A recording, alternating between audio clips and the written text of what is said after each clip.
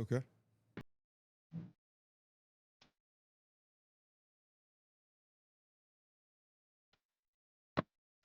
I'm just gonna do a little preamble before, and then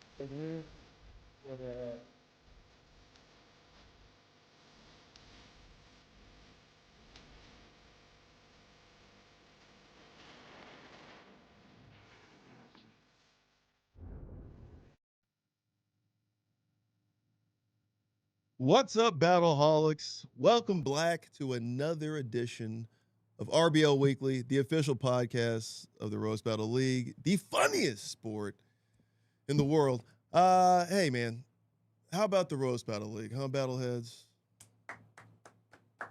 We're feeling like a real league. It's competitive. The first month of the season is over. It's a long, long season. We go from March to November, March 1st to November 1st.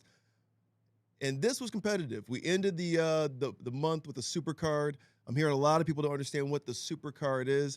It's a match to kind of gather points. It's a 5-on-5, the five best in your city versus the five best of their city. Every match you win, every battle you win, you get a point. If you win the whole thing, let's say you win 3 battles out of the 5, you get some more points there. Battle of the night, you get points. Battler of the night, you get points. That's how the supercard works. The first supercard drops on Thursday. You're going to see what I mean. It was Hartford versus New York. Hartford, the little brother to New York for the most part. A lot of comics commute from Connecticut to New York, and now we got to see who was better. Usually the rivalries between Boston and New York, but this was Hartford because you can't really afford Boston. You know what I'm talking about. And it went the way of a tie. It was 2-2-1. You'll see what I mean on Thursday. Some epic battles, some battles of the year. This episode in particular might have some of the best battles we've ever had. One of the more competitive weeks in the Roast Battle League. This is season 4. This is episode 5. First month's done. New York way out ahead right now. Hartford kind of looking up. Cleveland, Toronto, you guys on the bottom of the East right now. Your supercard is next weekend in NYC at the Billy Awards. The Billy Awards are all about marijuana. If you smoke, it doesn't matter. The thing is going to be on RBL.live. Subscribe, and you can check that out. Now, I got a special guest in here. There's no foreshadowing, and that's not a black joke, but this man is kind of the talk of the league right now. He's the talk of the roasting world. If you're at home, make some noise for the Herm. Can I clap? I don't know. You can clap for yourself. Why not? You got self-esteem. Oh, we're not clapping myself, but I didn't want to Yeah. mess up the microphone. Thank you. Big weekend. We're back in Austin. Last time we were in Austin, you had an outstanding battle. with a gentleman named Mike Bergeron Jr. who won the fall tournament, the fall tournament or the winter tournament out in Chicago. We matched you guys up. You had never been roasting in the Comedy Mothership, the house that Joe Rogan built. How was your experience there? Man, it was wonderful. I'm talking about like Rose Battle fans was in there. I didn't know we had that many fans, but they was in there. They was screaming and clapping, and they were so supportive.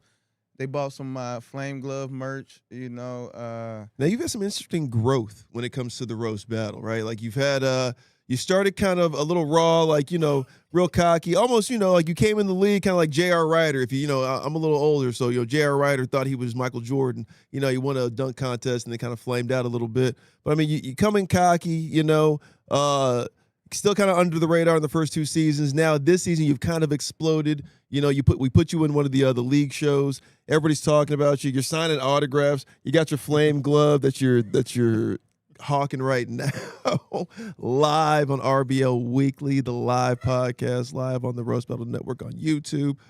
Talk about it, Herm. Talk about your ascension here in the league and now your respect for the league, even if you have it or don't. Talk about how you got into it. Like you're a roast me kid, more than a roast battle kid. Mm-hmm.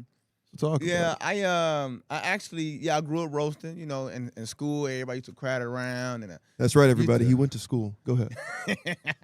The teachers used to like gather around, like, "Hey, go to class." Like, "Nah, shut your ugly ass up." We used to roast them. They used to roast back.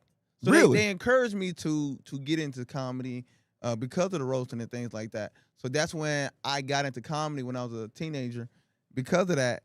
Then, next thing you know it, so I grew up. You say I was more of a roast me kid than roast me, all Def Digital. Yeah, so because they couldn't get us, they wouldn't get a bunch of dudes who Go ahead though. Yeah, I grew up roasting. I did a lot of videos online. Some got some traction and views and things like that. Then I missed the roast me show ship.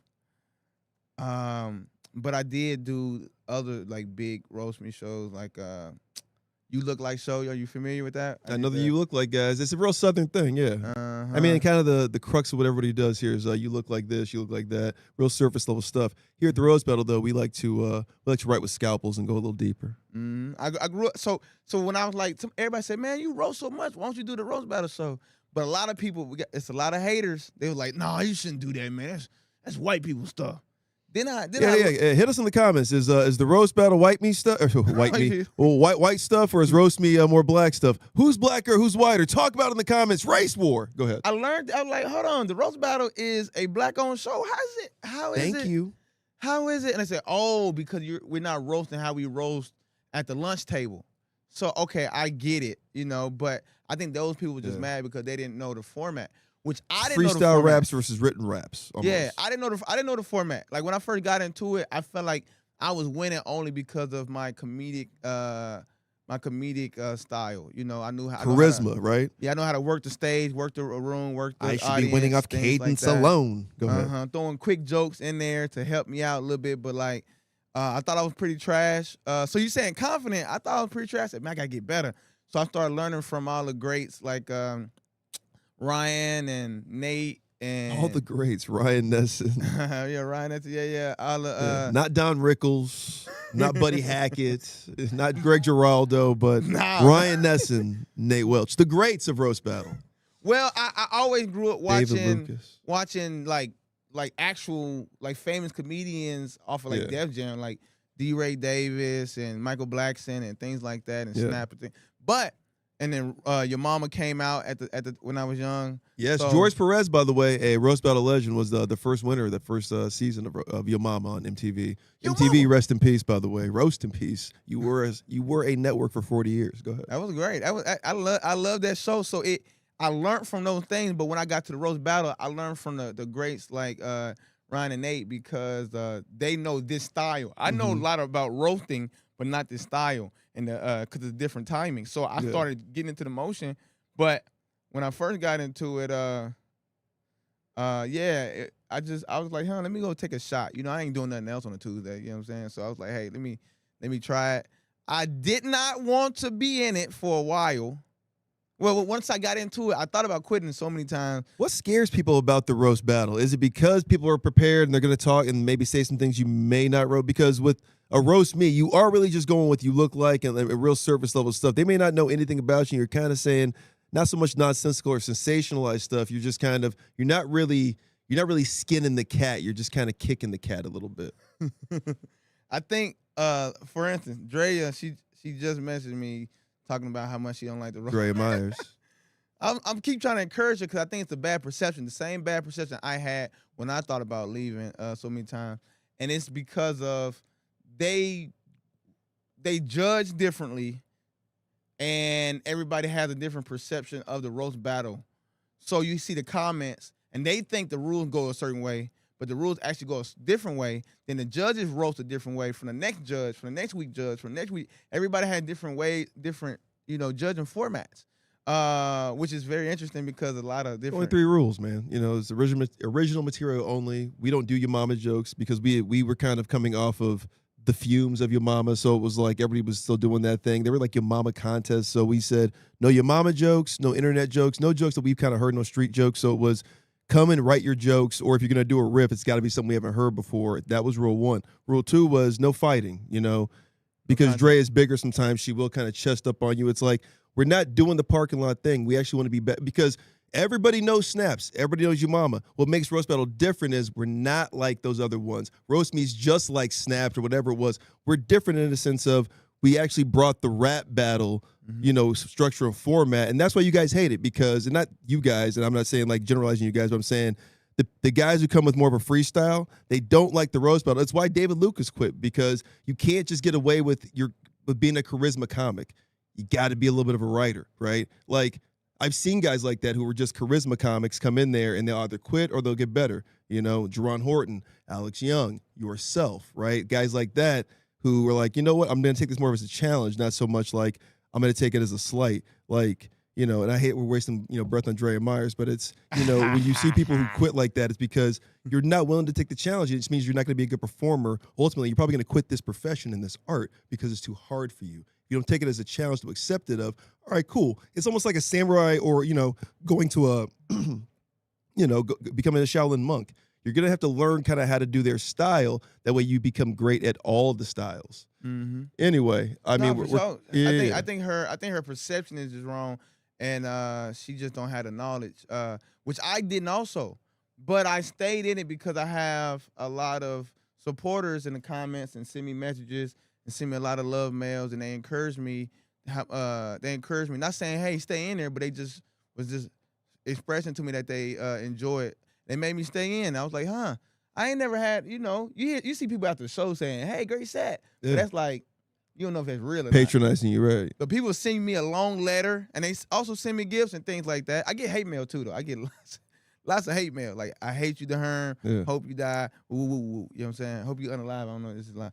So I hope you unalive yourself or things. I get a lot of hate mail for sure. But a lot of people show me love, so I started doing it more. But I'm a type of person who it's either get with it. You can't be mad. Okay, I'm gonna give you an example. This is how I work in life. If I'm camping out for the new PlayStation, right? Yeah. And I'm sitting there waiting, but somebody. I mean, you kind of have like a benefit because you live outside. But go ahead. If I'm camping out, okay, and I set out I'm out there standing until the morning, right? But people come in and set their chairs up and then go to the car and then like go sleep or whatever or go run some errands and stuff like that. I'm not gonna be there being mad like, oh, why you leave your chair? Why you can do that? I can't. We out here standing outside and you sitting here laying your chair. I'm not gonna complain about it. What I'm gonna do is I'm gonna get a chair. It's either you complain, like I'm like, get with it then. So that's how I am with anything in life. So when it comes to the roast battle, I'm like, okay, I don't like the way they judging. I don't like the way they doing this. So what I'm gonna do is I'm gonna get with it. If I feel like that's cheating, or I'm gonna do that too. I'm gonna be like, okay. So that's why I create a lot of ways to win other than having a better joke. Different styles. Yeah, but I think that a lot of, especially the new comics that keep coming into this thing, you guys take the this is a competitive sport, and that's what this is, right? Like I was talking about at the top of the show, like how competitive this has become, and the narratives are building more, and this does feel more like an actual athletic sport right now because everybody is so competitive. I mean, like, you look at the standings right now, Europe feels like an arms race right now between London, Barcelona, and then you can't really count out Scotland, right? And then Berlin, they're the new cats on the street, and it's impressive right now that they're already in double digits for the season. You've got the Pacific now. The realignment is fun. The affiliate draft is fun. All those things are working right now. Realignment, Tokyo couldn't dream of being ahead of, LA 3 years ago. Right now, they're number 2 behind, the Bay Area, right? The South, which is known for roasting. They've created their own, snaps and culture. I mean, like, a lot of these literary vehicles when it comes to for African Americans and slaves, right, was the dozens and learning how to roast each other because it taught us language a lot, right? The South right now isn't doing too well. But after this week, the South has something to fucking say. And I'm excited about you guys watching this episode. The East is all about New York. The East is all about Hartford. And Cleveland and Toronto have a super card next week, and I'm excited about. This weekend, we're in Austin, going back to the scene of the crime where Herm made his name. And I'm excited about the interleague battles because you have New York, Phoenix, Cleveland. I can't even think of anybody else who's in there right now, but the Bay Area is in that thing too. So a lot of stuff. If you are a fan, you just saw the Herm killed in Austin, go get your tickets, punchup.live or RBL.live. Go grab those things. It'll send you over to punchup.live. Grab all the tickets you can. Come see us live. We're a lot of fun. April 26th in the Comedy Cellar. April 26th in the Comedy Cellar. We're up there too. We're having a lot of fun. We're going to break these down today. This is going to be a little different episode. We're really going to break down almost like Kobe Bryant or Peyton Manning does with detail on ESPN. We're going to really break these things down and tell you guys why these jokes work, why roasting is this, why maybe it's a roast me style or a roast battle style. You in the comments, keep talking to us. This is evidently it's inspiring people, and it's also making people who probably shouldn't be in this, it's breaking them. So let's get into number 10, all the way from Pittsburgh. But these are Scotland points. Again, the affiliate program is working. Scotland gets the point now between Brandon Petrie, who I think is one of the better writers in the league, from Cleveland. Brandon Petrie battled Boss Hog Andy Rice out in Pittsburgh. Scotland gets a point. And because Brandon Petrie claims Cleveland, they get half a point. Look at that. Cleveland get half a point. All right. Number 9, 2 points goes to New Orleans. Welcome back to the countdown. Kevin Little, Brock White Lions. Love this battle. Please check it out on RBL.live right now. We put all the submissions on RBL.live. You want to see everybody in the league. We have 52 teams we mess with. A lot of them are in the WRBL. 16 teams are in the RBL. And New Orleans is a favorite of ours. Is in the big leagues. Kevin Little, Brock White Lions. That gets 2 points for NOLA. Number 8, London. They just keep on trucking. They're kind of like New York of yesteryear. They're always on the countdown. You're always going to see a London battle on the countdown. They get 3 points at number 8. And let's finally go watch a battle. Let's go over to New York. Our boy Scott Hall, one of the guys who runs Grove 34, and Dayton Bissett. Welcome to the countdown, players. Good to have you. Scott Hall, Dayton Bissett, New York. Let's rouse. Hello. You might know Dayton from hovering around a bird feeder. The first time I met Dayton, I pulled him out of a pelican's throat. Shut up. Fucking Scott. Hey, Scott is the only person I've ever seen slam a buzzball and then cry immediately. That's not true. His dad did that after he watched him throw a football one time. I think he doesn't he look like he has 2 dads and they're both women? Shut the fuck up, fucking asshole. Shut up, Scott.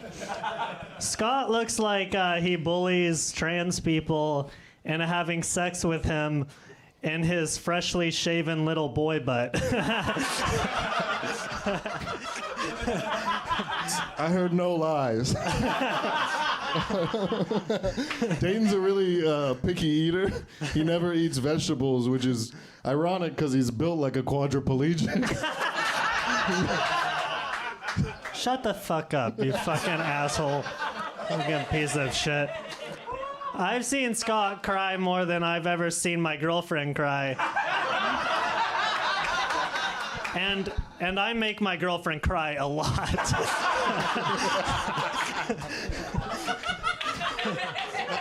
I heard no lies again. You're being very honest. Dayton is a big fan of reading. The newspaper at the bottom of his bird cage. The fucking equipment managed from Heated Rivalry over here. Shut up, log head. Scott, it looks like he has a log head. Scott relapsed more times than I've ever seen someone relapse, but not nearly as many times as I've seen him cry. I only wrote the dad throwing the ball crying joke. I didn't have enough for the crying. He cries a lot. I did cry. Yeah, I did cry a lot. Dayton, if you're here, who's using a regular blanket as a weighted blanket? Fuck you! Shut up! Shut up! Brandon, he looks like a bird if you remember what those look like. All right, this one's. Is this the last? I'm not sure. I lost count. Okay, I think. I have one more, right? Yeah. Okay, this one's 2. But it's okay. Scott looks like he annoys every bartender by asking where the foosball table is. All right, that's 1. Scott looks like a totem pole that was whittled down into a retard. I got to say retard. No, I got Dayton's a really talented comic. He's gotten to open for a lot of people. Sam Talent, Ron Funches, Joe List. And when I lived with you, Dayton, he let me open for him a few times. I got to open jars, heavy doors, and any thick envelope that came. All right. Number 7, Dayton Bissett. Scott Hall, welcome back to the podcast. NYC, constantly on the podcast. You can see why. That was an interesting one to Herm. That one showed a lot of writing, a lot of weird riffs and rebuttals, a lot of rebuttals about emasculation. That was like a Disney bully versus a Tyler Perry bully. That was Dayton Bissett's very gaunt face and flipping a lot of the jokes that Scott had and diffusing a lot of the jokes that Scott would have by basically just trying to emasculate him, right? By saying he's a crier. Because like playing, it's almost like you look like joke, but really like going into the essence of him, but really just kind of just staying surface level by saying like, look at this guy, he's a big pussy. You know what I mean? Like even though he's got all these muscles, like he's a crier. You know what I mean? It is like he mentioned, he had a Heated Rivalry reference. And a topical reference always works for the roast battle or any roast joke because then it takes people to a place that they can remember, they can land in, and then boom, you can flip that right into a hell of a punchline. And this is kind of a textbook roast battle. I mean, like if anybody's like trying to watch roast battle, this might be one you put up first, right? Scott comes out with like a nonsensical, animal reference saying Dayton looks like a bird, which he does, right? And then Dayton comes back with emasculating him. And then it just becomes like an emasculation fest after that. And there's like a lot of flipped roles by Dayton because Dayton looks like, a lesbian, right? And then Scott does look like he fucks women who look, like, or trans women look like Dayton, really. I mean, like he does kind of look like that. So I like that Dayton did kind of put that out there. But it was a lot of just, you're gay, you're a pussy, that kind of a thing. Talk about it.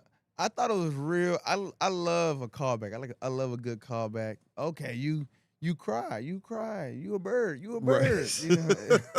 I like that. You're an alcoholic, yeah. But Dane, he without the callbacks, I don't think that he really tried, or if he does it a lot. My first time seeing him though, but he was very entertaining though. From an entertaining standpoint, it was a great show. Yeah. But I like the simple things. I like your head like a log.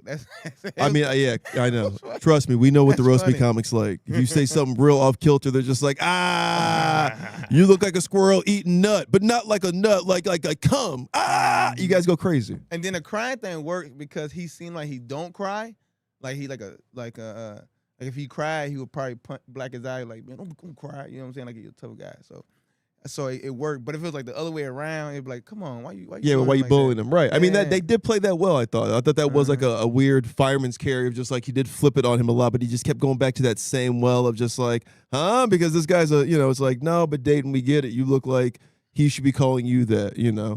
And there was a point even like he did kind of run out. Like he went to the charisma well one too many times, and it kind of just ran out on him at the end there. And then Scott flipped it with the bird callback, I thought. Yeah. And then he looked like a fireman too. But Scott, Scott's a pro, man. He's done this a lot. He's a nice guy too. Nice guy. I think he had some better written jokes. I feel like he was the only one trying. I think it was only one sided. But you can tell that they did live together. That's how you can tell. Yeah. Also, Perfect strangers. Nothing wrong with crying, fellas. There's nothing wrong with crying.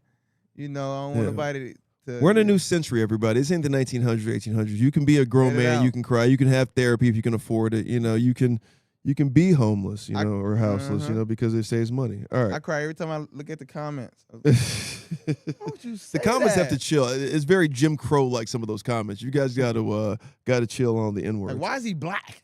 You're But it was a fun battle though. It was good. I liked it. I liked the funness of just best friends just roasting. Scott kind of was playing with his food. Scott was kind of going like this, and like the kid was kind of going like this. It's like the bully kind of a thing, and the guy's going like this, and especially at the end there where you kept having Dayton like try to emasculate him like by saying this guy cries a lot or this guy's whatever is weak, and then at the end it's like he flips it all the way around by like this guy opens for whatever, and then I open jars and heavy whatever it is. I thought that was a great way to end it. Yeah. Anyway, it was cool across the board. It was funny. The only spike in it was like whoa when Dane said he had a girlfriend. I said whoa, what's going on? Right.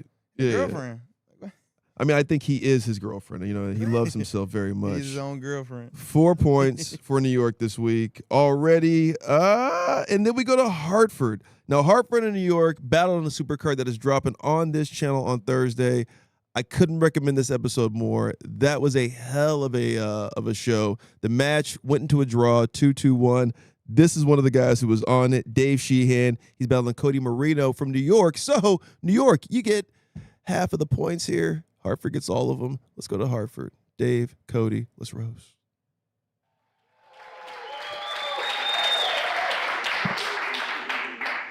All right, here it is, the long-awaited showdown between Norwalk's sketchiest street racer and his arresting officer. Cody is an acronym for Child of Drunk Yuppies. It's actually short for codeine. Most Codys are fencing instructor. This one looks like every Batman villain minus the makeup.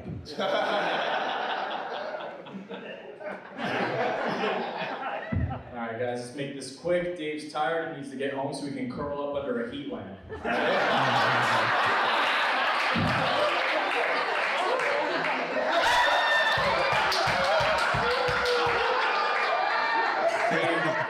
Dave, you're like if Mr. Burns lost everything in the recession.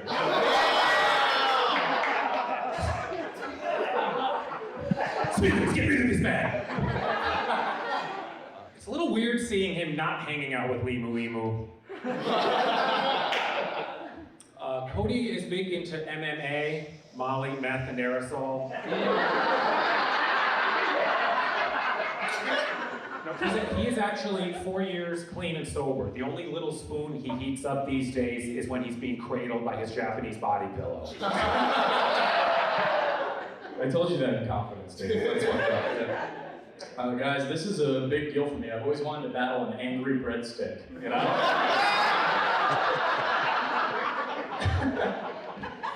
Dave looks so young and vibrant, you know?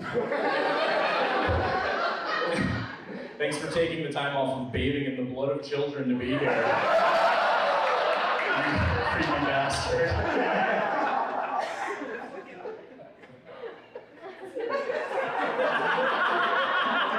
Don't act like you know. Thank you, both burglars from Home Alone. Knock, knock. Who's there? It's Cody. He's required to tell you he lives in your neighborhood.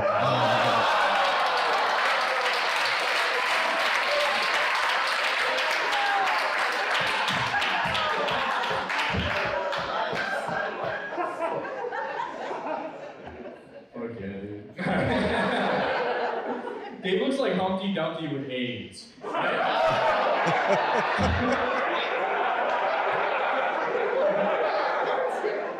Dave is bald as fuck, right? He's bald. Dave's bald because he was cursed as a child. he loses a little bit of hair every time he sniffs someone else's.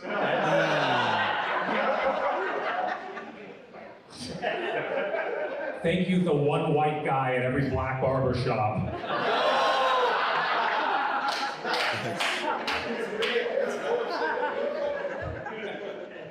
Cody is 35, has 3 roommates, and lives in the attic of a comedy club. So be warned, if you're thinking about doing something stupid like quitting drugs and alcohol, you will become this. Dave looks like one of those tall gray aliens that designs the probes, right? Dave also dresses pretty plain, like you'll never see him in jewelry because silver burns his skin.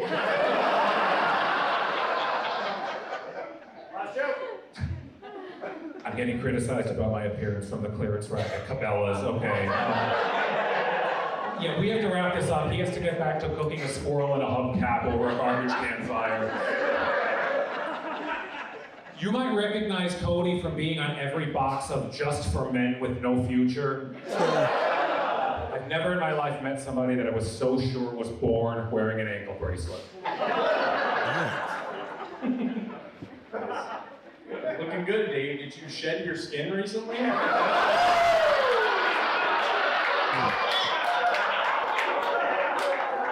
Got a new bulb in the heat lamp.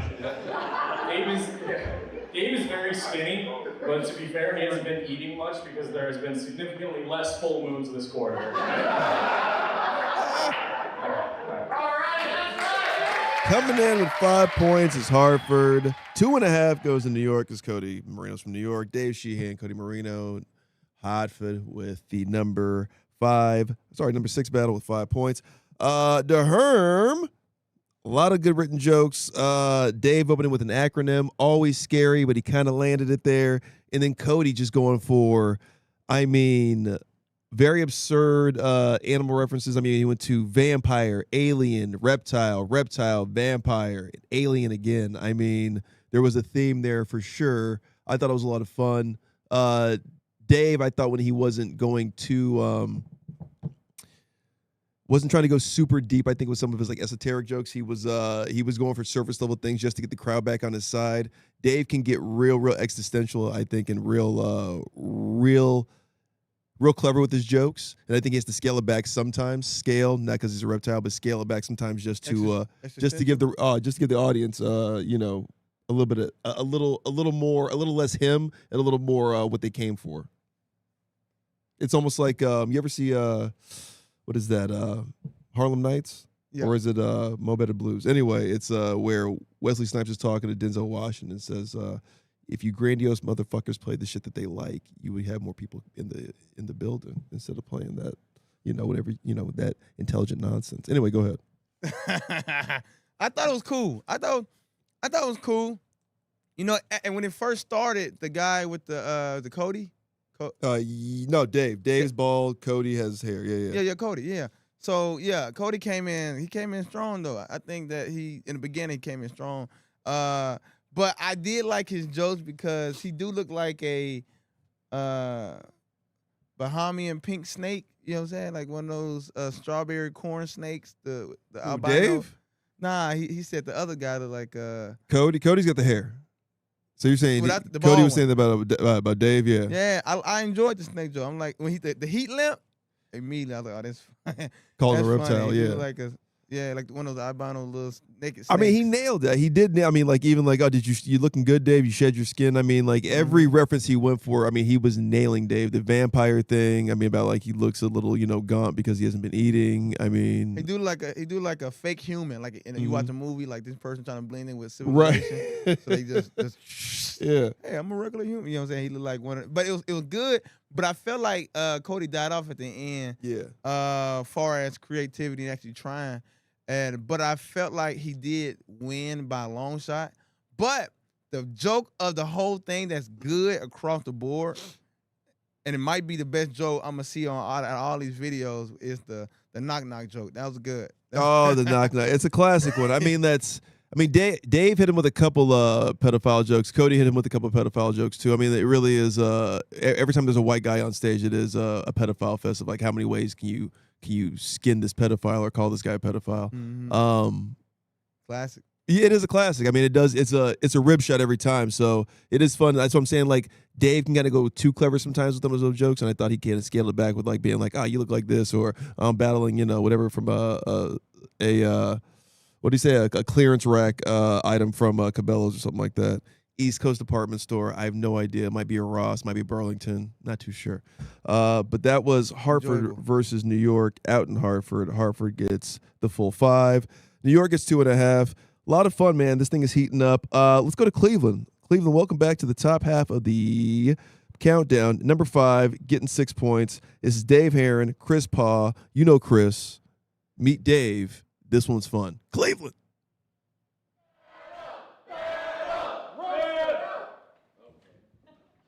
The pedophilic elite could never trick Chris on Epstein's Island because he already knows the taste of human flesh and baby cum. You don't have to be rich to follow your passions.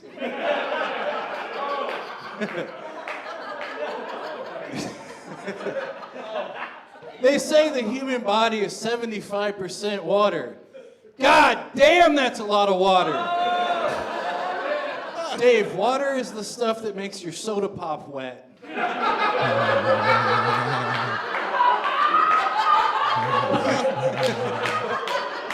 It's also something that could wash that greasy hair of yours. When Dave dies, they're gonna power 75 AI data centers for 75 years. And you're gonna use all of it to make dick pics of your favorite superheroes. It's funny you bring that up. I love your work at Marvel Comics. He's the balloon that Spider-Man talks on. Everyone says Chris looks like Michael Douglas from the movie Falling Down. I think he looks more like Michael Douglas's throat cultures, you pesky little cancerous lump. Oh, man. Hey, give it up for Dave. Cleveland loves a fat king, right? And I say fat king because an iron throne is the only thing he can sit on. Your face isn't made of iron. Chris is bisexual and obsessed with toes, so he eats fruits by the foot.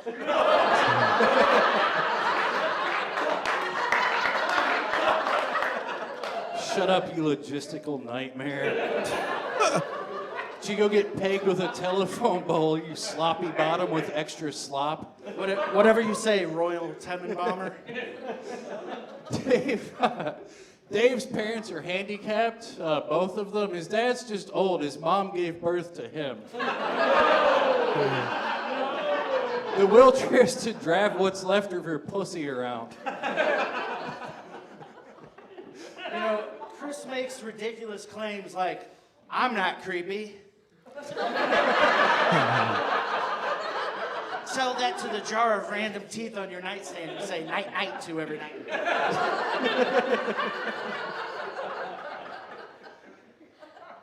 Dave has West Virginia face, Appalachian titties, and the whole Rust Belt couldn't hold his belt up.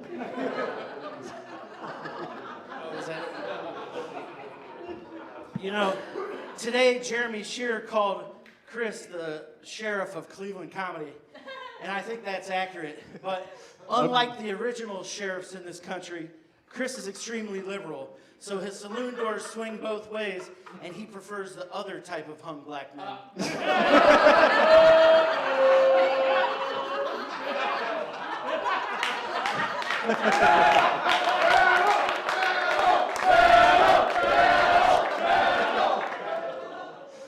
Oh, man, that's funny. I am very liberal. Dave's the only guy I'll forgive for driving an SUV because he doesn't drive it so much as he wears it like an Iron Man suit.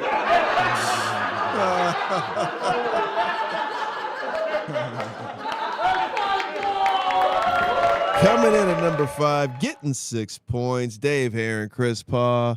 Chris Paw, I feel like, has been on almost every countdown we've had this season. That guy's looking like a real MVP this season. Dave, we're going to see Dave this weekend in Austin, taking up 2 seats. battling Celia Contreras, who's also taking a. It's the battle of you don't want to see these two in a middle seat, basically. And shout out my man Chris Paul for coming in again and kind of carrying Cleveland on his back this season. Dave is a little heavy to carry because he's a little large. But here's what I wrote down for this one, to just break this one down. It was a rebut fest, a lot of rebuttals. You can tell these guys are friends. It was just, if he said something, he said something back. But it wasn't really like anything where I learned so much as, which I wrote down, fat, gay, necrophiliac, pedophile, and historical reference at the end to basically call that man gay. That's kind of the roast battle, basically. If you can find a way to call this guy racist, pedophile, and gay all in one, it's kind of like Killer Instinct, a combo. I mean, like, you kind of beat the shit out of that guy if you do that. And I thought he hit the bingo on that one.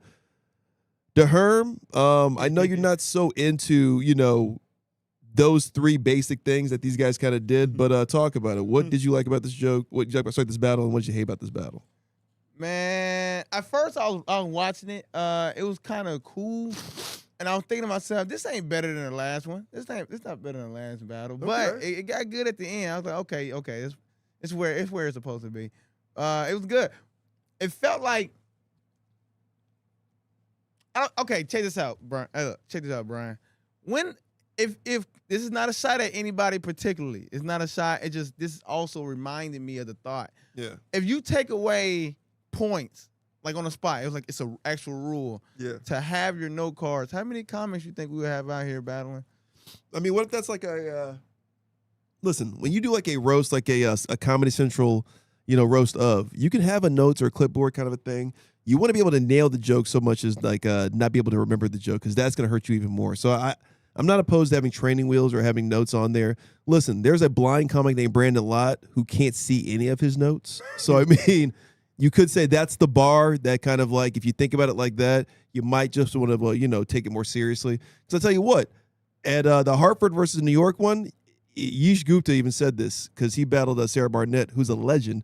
And he was like, he's like, I wrote for this for like a month and a half straight just because I really wanted to, beat New York. If you guys all come with that energy every time you battle, then it's, you're not going to have these comments every time from a guy like Herm or Kenny Lyon or my parents or just like old school battlers who were like, I don't think these guys should have notes, I'm not opposed to it. I just it's something I think about. I don't care what you do. You can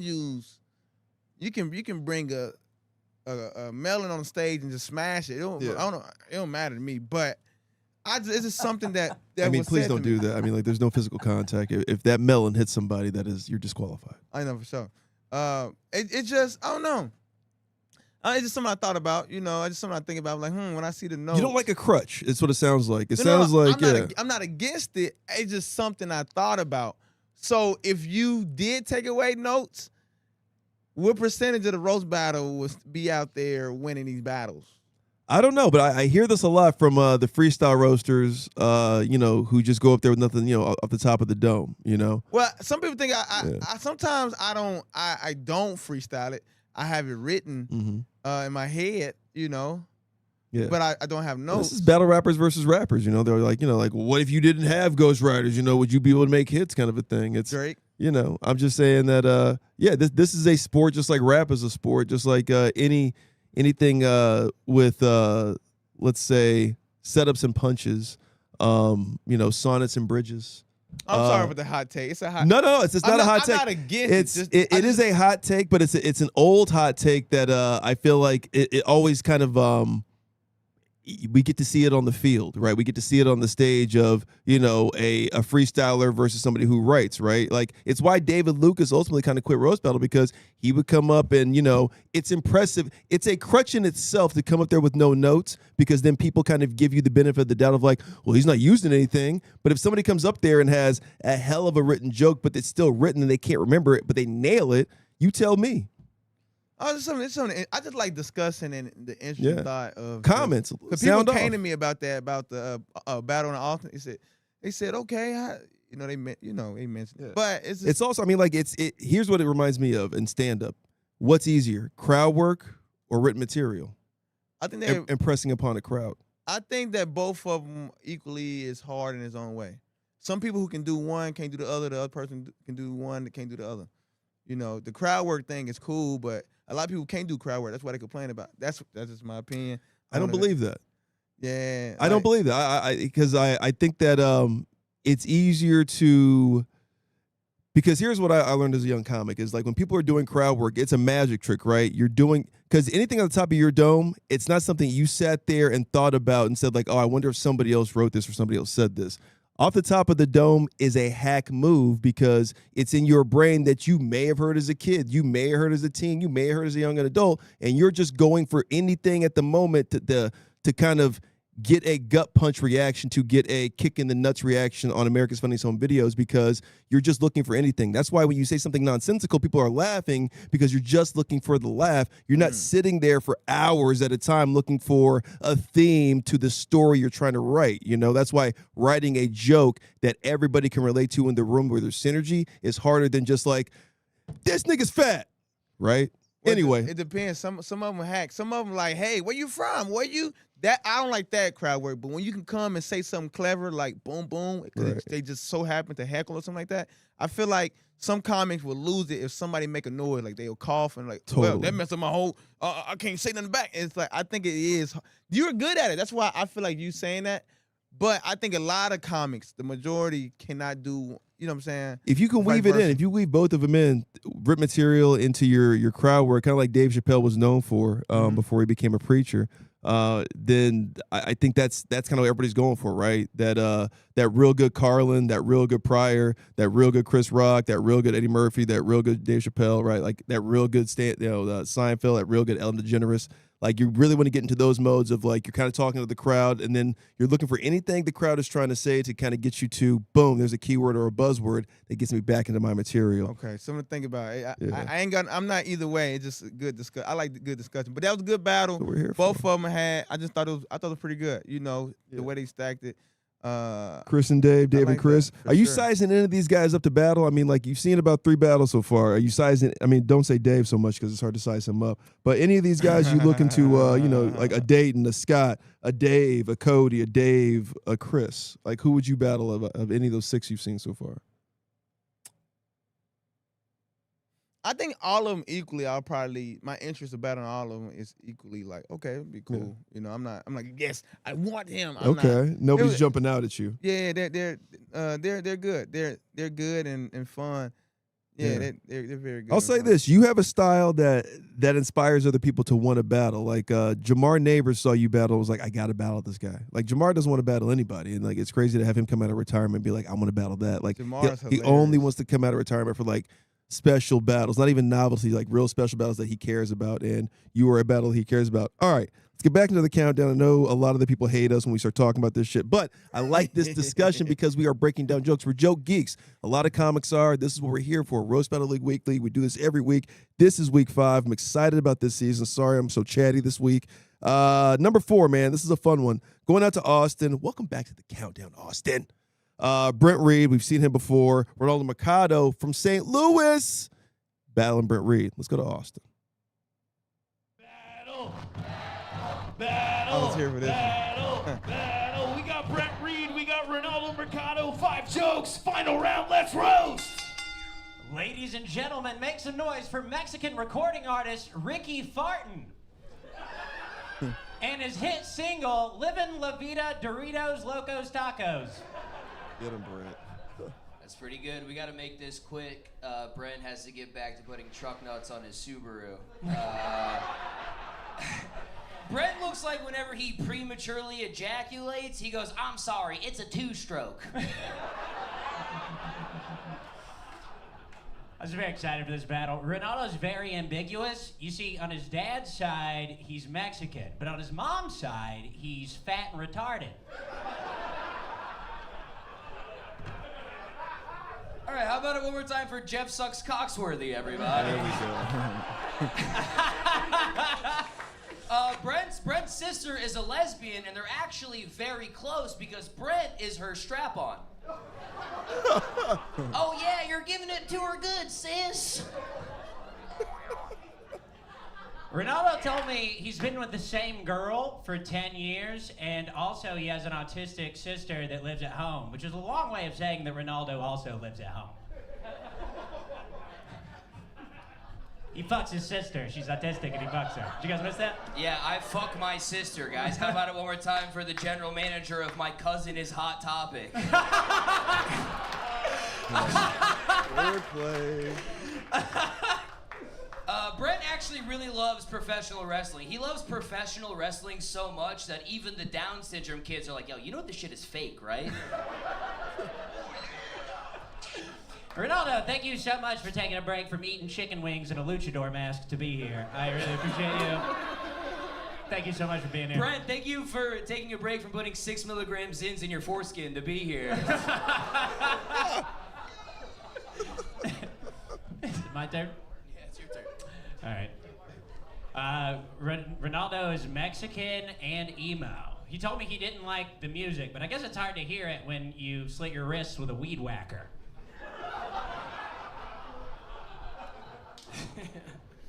That's good, Oh, I'm Brent. so sad, fool. Oh, I'm so sad. Damn, fool, I'm sad as hell. That is true. I am Mexican, and I recognize Brent for pulling up in the Home Depot parking lot saying, I need 2 guys to help you with gay sex.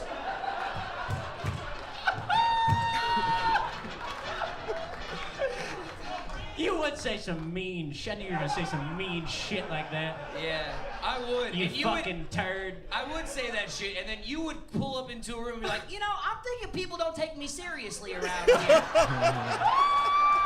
I'm starting to think. Ronaldo is Catholic, I'm assuming.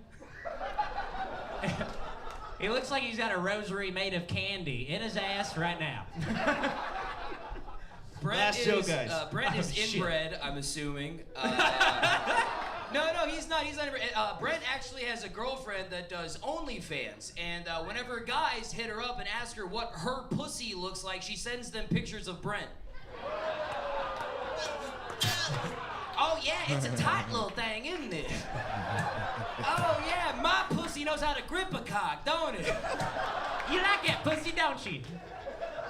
You like him to back his thing up? Look how happy he is. I'm happier than a pig in shit. There's literally unbridled rage up right beneath his skin right now. That's not true. I'm very happy. Fucking kiss him, dude. Guys, get back to it. Fun fact about Ronaldo, his girlfriend is 4 inches taller than him, and I feel really bad for her. I was talking to her. She said he has to stand on the bed just to punch her in the mouth. Holy fucking shit. One more time for your final battle of the evening. The number 4 battle this week in the world, Austin, Texas. Our boys, Ronaldo Mercado, who kind of started the St. Louis scene, and Brent Reed. All those points go to Austin, man. The South is talking this week, and they're talking loudly. That was a fun battle. If you've never seen an Austin battle, that had everything that you're always going to see. Guys are going to try to emasculate themselves by calling the other guy gay. You're going to see racism sprinkled in there a little bit, cleverly sometimes, maybe a little aggressively sometimes. And incest. Yeah, exactly. It's a trauma fest. They do like to go for the buzzwords and definitely just hey, this guy's gay. Hey, this guy's gay. Hey, this guy's gayer than this guy. It was fun. But I did like it, and you could tell these guys are friends when Ronaldo started to imitate our boy Brent. And Brent is so fun because everything just kind of rolls off him. He kind of looks like Nicole Amy Schreiber, if you guys know that comic. She was a battler on Jeff Rossperson's Roast Battle. Check it out. Season 1, the Road to Roast Battle in Denver. She battled, I think, Sam Talent. No, that was Justin Marino. Anyway, no, she battled Andy Haynes. But yeah, that's who Brent looks like. And then Ronaldo looks like Ralph Barbacoa. Anyway, go ahead. Crazy. I think I hate to be the Simon Cowell of roast battle, but that's the way my cup of tea is. I enjoy all roasts. Yeah. But like I'm always gonna look at it at a strategical level at a very I thought that was very one-sided again. Ooh. I thought Which way? Ronaldo carried the whole battle. Okay. I think he just with weight. he ain't that, he just chubby, you know, he ain't that big, you know. I think that he carried it. I think that Brent was just basically Going for racism. doing stand up. It felt like he was just like using his stand up comedic style and then just having fun, and it seemed like he wasn't using jokes and started shooting at him. So you're saying it was like more like a personality or a charisma comic kind of going against a guy who like brought like a gun to Brent brought a knife. Yeah, it felt like different. I felt like he carried it. If it was two Brents, I felt like this battle would be boring as hell. But if it was two Ronaldos, I'm like, oh, this is a good ass battle. Interesting. I like that. But both of them together is a great battle. It's a very enjoyable. I was here at this one. I think they kissed after this. It was either this battle or the next battle.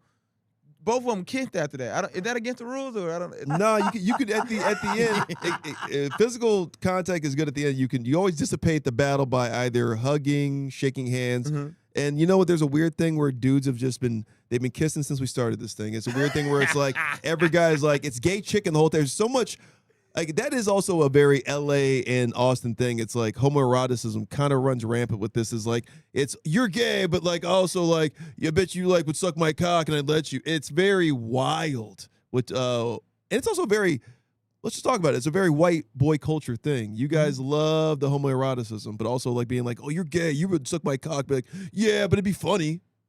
Mm-hmm. Yeah. Let's try it. Let's talk to off-screen Channing here from the Haters podcast. Yeah, it is a white guy thing. I mean, for dudes who don't like or who can't, who have no rhythm, they certainly like to dance around gay shit, don't we? Look who just wrote that. That's hot and fresh. That was off oven. the dome. That was for Deerm. I think white people handle gayness like women handle gayness. It's like I sucked a dick one time. Don't make me gay. I thought it was cool. It was funny as hell. Don't want it, and they just laugh. I don't think they're so gay. That I really hope that they really did kiss after that battle, because if you're just flaming them and making that shit up live on the pod, they probably that's did. fucking crazy. It was them guys doing or a lot. either the next battle. First off, they had some really good battles. Also, I don't know if it was better than this. I don't know, but they were also either equally or probably better.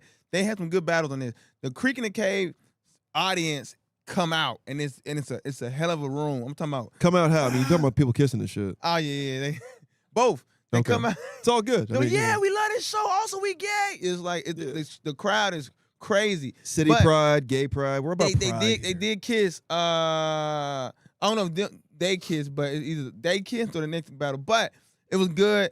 I did Wordplay like heavy. it. What do you think about wordplay? Comebacks. What's your thing about wordplay? I mean, I like love comebacks and rebuttals are wordplay. fun, but yeah, I know that this generation of battler, I know last generation's battler, the 2010s, they were always told not to do wordplay because that's not a real joke or a pun is not a real joke. But it feels like this generation of comic and this generation of battler and joke writer seems to love a pun or wordplay. It feels, is it lazy or is it just clever?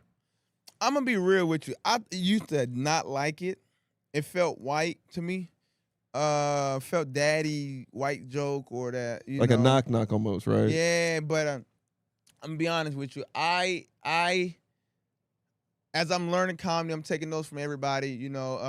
I seen Corey Holcomb do it one time on a joke, and I was just like, how did he got it through? And his crowd is like, we want that real black rawness. Yeah. But Corey snuck it in. I think I forgot what the joke, but he'll come in and he doing like jokes about women and the hood and things like that. And I'm like, okay, this is good. This is good.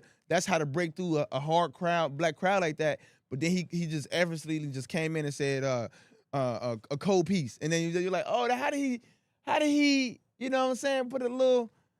I'm like, that's so it made me start liking it, and made me say, okay, it challenged me to say, let me try to play with it. Did it. And then I started doing it a little bit more to see, and I started doing it more and It's a trick. It's a magic trick. It is it's like a jab sometimes. It's just to make sure, your opponent or your audience is awake to kind of here, let me play with something that's fun. You know what I mean? Like, let me jangle some keys in front of the audience or hey, let me toss them like a toy or something.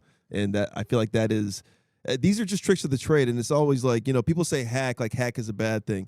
It is within your peers in the industry, but for the most part, hack is like it's sprinkling sugar on top of something sometimes. It's not to say it's not supposed to work. It's just you use it accordingly. That way you're not if you're abusing it, we're not going to respect you. But if you use it accordingly, it's like, oh, okay, I get why he did that kind of a thing. It's a tool in your tool It's spelling bag. out the joke so the audience doesn't have to try and get it. Right. You know what I mean? It's like when a screenwriter is just, instead of like, what'd you think this meant? You just go, this is what the fucking movie's about. This is the joke. And I think it's how you handle it. Like, there are good ones and then there are bad ones. You know, my sister's Hot Topic was down the middle, but Funny. it was okay. Yeah. But there can be really fucking bad ones. Right. You've heard all the bad ones. Like carrot top, carrot bottom. It's a style of comedy where you can be so bad that it's good. Correct. But that is a roast. I mean, like you're supposed to be saying the bad joke, so it's almost like inherently supposed to be hack. Right? This is one girl. She does she has a style where it's like that, and it works so well, and she has a character where it's good. But come on, this isn't the haters podcast. We gotta wait for that one, Herm. Come on, Okay. we'll start naming names on the haters podcast. I don't even know the name though, but I do appreciate that style of comedy where it's so bad it's good. Yeah. But my first instinct was to go, who? Yeah, I was about to say. By the way, I almost said a name and I had to catch myself. I was like, "That is the wrong podcast. That is the haters podcast." I like that style. I want to do that style, but I feel like people say, "Hey, you're bad." No, I'm trying to be bad. No, you're just bad. I'm like, oh. No, but I mean, like, I feel like the OGs, especially the OGs, when I was coming up, like, for example, what's his name, Neil Brennan. You know, this is like off the Successful Chappelle show, and he was like doing a lot of headlining when Dave went off to Africa and like stopped the show. And I had this joke about menstrual blood, and it was like not about a woman's, time of the month, but it was about like the blood of my ancestors, who didn't get to wear blackface, the minstrels. And then he's like, hey, you got to be careful with puns and wordplay because that's just like, you don't want to do that because you're confusing people too much, or, he's like, you can use it, but use it accordingly or sparingly because those just aren't real jokes. You're doing puns. You're not really writing a theme or a story, or like, you're not setting up anything. You're just kind of playing with the language a little bit, and that's fun, but it's not joke writing. Anyway, I thought it was very clever. Yeah, clever is fine, but like in the roast battle, this is a home run derby. You're looking for like dingers, not looking for like warning track shit. You're looking for like, like if you're doing what sucks sometimes if somebody like slips on a joke, but not even on a what it do, like a list, but like if somebody like just messes up a word sometimes, it's like watching a guy do an incredible setup to a dunk and he just doesn't get it in the hoop, right? Mm-hmm. Like that's kind of what we're talking about here. Anyway, let's go to number 3, man. This is a good one. All the way out in Tokyo, you may remember this lady, Alyssa Poteet. She was a champion, undercard champion out here in LA. Now she's battling out in Tokyo versus Yuri Collins. And Tokyo versus LA is May 5th, Cinco de Mayo, live at the Comedy Store. That is a part of the Netflix is a Joke Fest. We're battling Tokyo, LA. Couldn't come at a better time because right now LA is looking up at Tokyo. That might change later in this show. But right now, let's go to Tokyo. Yuri Collins, Alyssa Poteet. Yuri Collins, Alyssa Poteet, let's roast!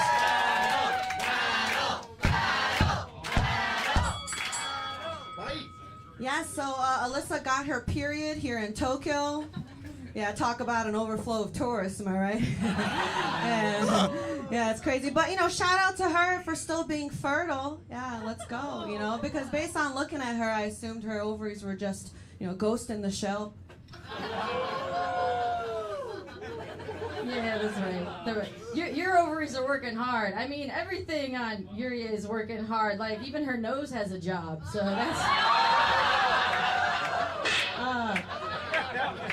Yuri is trying to quit drinking because she always ends up taking a cum pie to the face.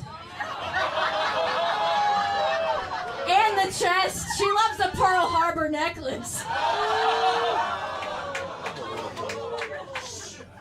Okay, yes, that's cultural appropriation. Excuse me. Yes.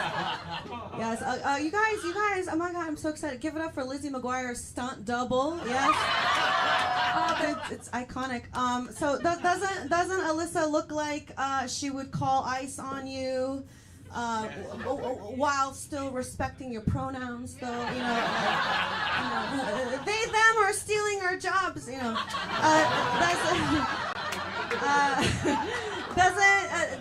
Doesn't Alyssa look like someone after getting her purse stolen and reporting them to the cops, she'll remind the officer, we're all on stolen land, though, Oh, thanks for that, Benihana Grande.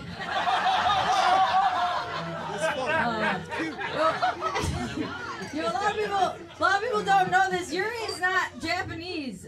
She's actually the first sex robot with Down syndrome. She's got down to fuck syndrome. You stupid whore.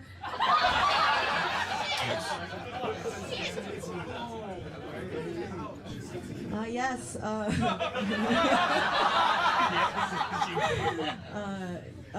Thank you, Christy Garden Gnome. Okay. So, yes. No, you guys, this is really cool. So, Alyssa, she's in an interracial marriage. Yeah, she's white, and her husband is one of those black guys that dates white women. What do you call them? Oh, Republican. Yeah, thank you. Yeah, but you know, they're so lovely. They're both so lovely. He's a really big guy. You know, makes you wonder like what it's like in the bedroom for them, right? You know, but I think it's nice. I think it's really nice, you guys, that for once it's the white person saying I can't breathe. A long walk. Yeah. It's a long walk. Yuri just doesn't like black dudes for what they did to her on that couch.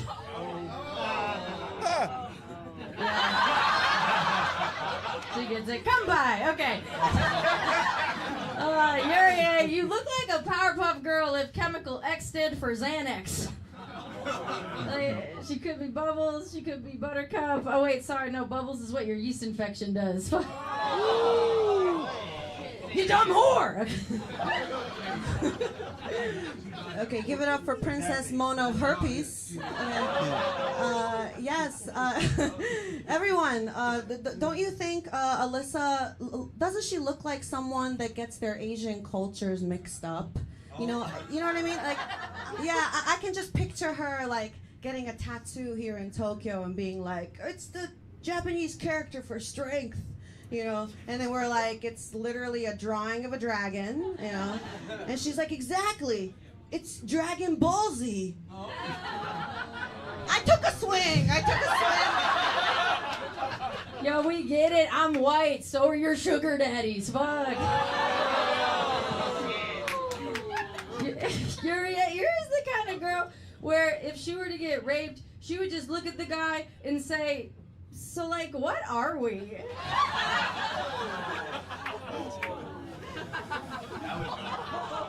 Slut.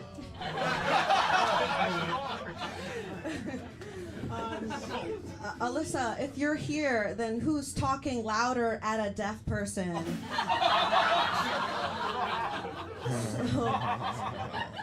So you guys, Alyssa, she works for a production company that makes movies and movie trailers. I think that's commendable, you know, because it can't be easy, right? It can't be easy having a job where every time you work from home, your husband screams at the screen. I want to have a rebuttal, but I honestly don't get it. So that's okay. Oh, that's okay. Yuri was born in the year of the snake, which makes sense because she's also just a giant throat. I mean, Yuri's ass is so flat, you can see her butthole when she stands.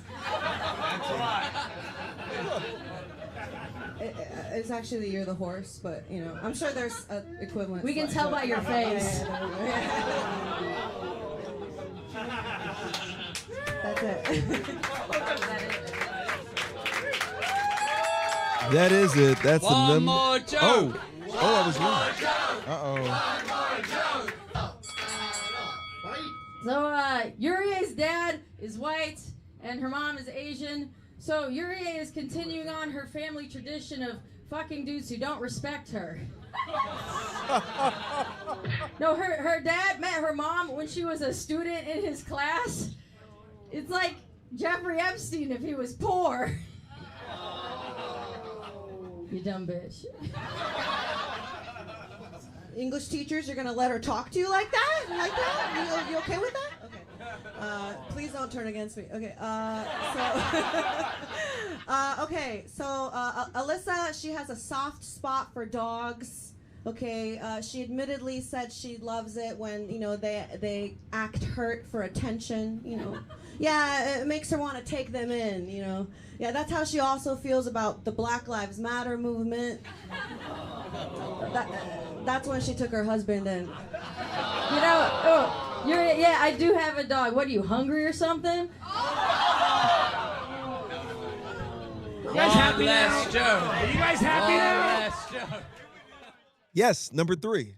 We are done with number 3. That one went to overtime. Yuri Collins versus Alyssa Poteet out in Tokyo. Tokyo getting 8 points. And now at 19 points in the Pacific, beating the absolute mess out of LA, catching up to the Bay Area. No Bay Area just yet. Will the Bay be at number 2, number 1? We shall see. But let's talk about this battle here. Let's break it down a little bit. When stereotypes go wrong, when long setups or long rocks in the park go wrong, it was a lot of big swings and mid landings, I guess you could say, not so much misses. Yuri is so likable. I feel like she can't really lose momentum. She lost a little momentum in this one. And then Alyssa, I think when the rebuttals happened, she was going for the easy thing of just slut or stereotype, slut shaming or stereotype shaming. But I did like the visual references here. I thought the visual references were really funny with the bubbling yeast infection, saying Yuri looks like a whole throat, because she looks like a snake. Social justice references galore with an Eric Garner reference with I Can't Breathe, and a Black Lives Matter bringing in Phil Will, who battled Trent Lewis a couple weeks ago. Anyway, man, let's get into this one. Let's talk about it. We were talking about wordplay. There's a wordplay historical references in there. Stereotype fails, social justice references to try to play to the crowds, liberal side if they're in there. And let's just get into it. That's hilarious. Hey, I'm gonna tell you what I thought was very funny. You see Channing's face when she said rape. He said, I don't know if it's because of what she said or it just. What'd she say? She said when she said the word rape. Rabies? Rape. Oh, yeah, grape. Just for YouTube monetization purposes. Yeah. Oh, okay. I said it 3 times. Sorry. Yeah, you did. But and you say it 3 times. Yeah. You appear again. It's very ugly. I enjoyed this one.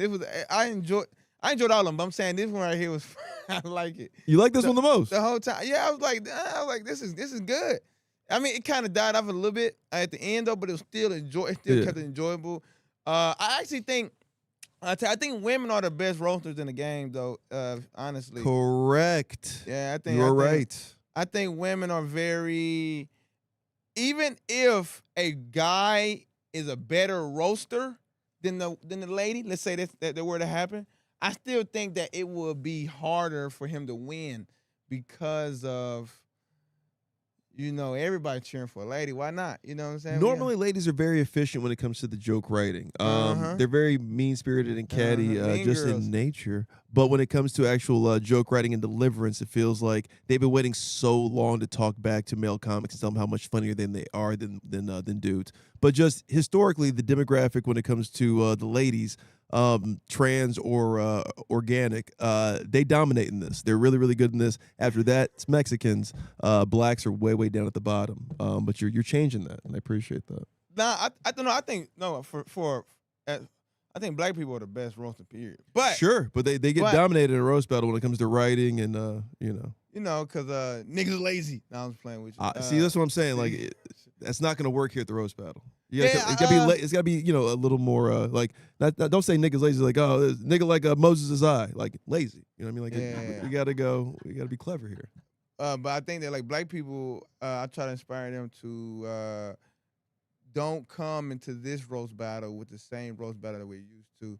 And if you know what I'm saying, but yeah, I think women are the best roasters though. This was fun. The women always coming with like some type of like, that was good. Oh, that hit. Like it's just always the Asian lady. She was half Asian, half white. Which one, Yuri? They both had Asian, half white. Well, baby pink. It's funny because she have Asian, half white, and her hair is too. It's like one side is Asian, the other side is. But the long throat, that was funny. That was funny. Yeah, it was just it was. I enjoyed this. It was good. It was good. It was good. Women are always coming in with. We love a good visual battle. We do love it. Let's get to these top two, man. I mean, we've been talking a lot of trash about the South because the South, for a solid 2 or 3 weeks in the first month of the season in March, they just weren't doing anything. And now in the last few weeks, they've been all over the top 10. This one's coming in at number 2. But honestly, man, shout out our guest today. He beat the Ohio PD. You know, freedom of speech is well and alive. Our boy Afro Man on the couch. Let's get to number 2 here. This Brandon man Jarrell crazy. versus James Holiday. Atlanta via Nashville. Again, the affiliate draft works. Shout out Grimace over New Orleans for implementing the draft. Let's get to Brandon Jarrell, James Holiday. Number 2, Atlanta via Nashville. Thank you. Can we just please give it up for this diva, though, real quick? Oh, actually, oh yeah, that's that alarm is James's med alarm. Here you go, James. He does need to take his med. It's just Viagra, Xanax, and fish oil. That's all that is. All right. Those are actually Percocets. Now I'm scared for him. That's the only pills I have lying around. But me and James are friends. I go over to his house all the time to help him reset his Wi-Fi router.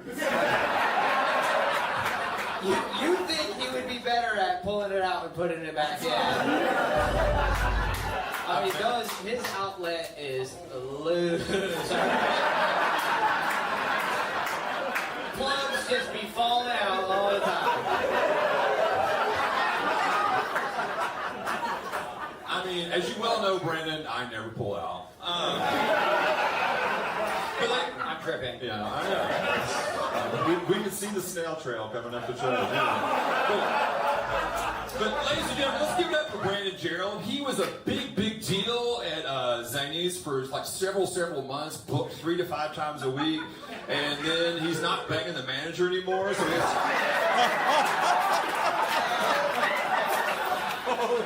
so he's having to rely on talent. Thoughts and prayers, motherfucker. No, seriously, if you guys own a cafe, I will do a show in there. But can we just please give it up for RuPaul and Big Bird's Baby?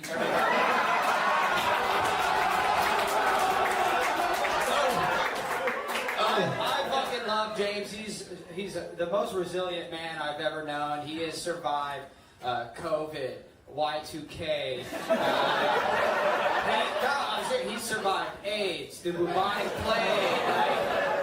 He is the only thing that's going to outlive James is his side piece. Or James likes to call him a 2016 vintage. I mean, the thing you don't understand about gay shit is like once we get tired of a side piece, we get a new side piece. I'm a bougie thing. But I did a deep dive into some headshots. I love to show headshots. You got that picture for me about the headshots? So here's some headshots from back in the day. This is, the first one's me. And can you press play on that video for me? Yeah. So it just says, this shit should have a little play button. I'll go to the next screen. We're having technical difficulties. It's not going to play the video. I mean, you push the play button. It's a video. There we go. So it's not playing. That's wild.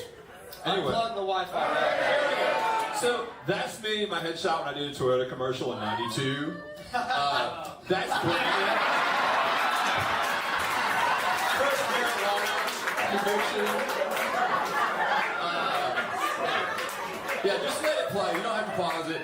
Here's my cologne ad from 1989, posing with a girl. Here's Brandon's second conviction. And then this is when I did the Food Network with Trisha Yearwood. And here's Brandon's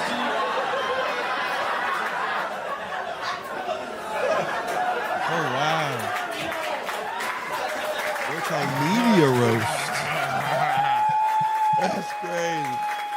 So the next question is, do you want to keep going? Yeah, I'm driving home after this. I like to party, all right? But honestly, we do have to hurry this up. James has a bedazzled bunion that is killing him right now. It's true. James is so old and gay. He has poppers in his pockets older than me right now. Well, I got one more. James is so old and gay. How old and gay is he? He went to his doctor for prep and they sent him to hospice.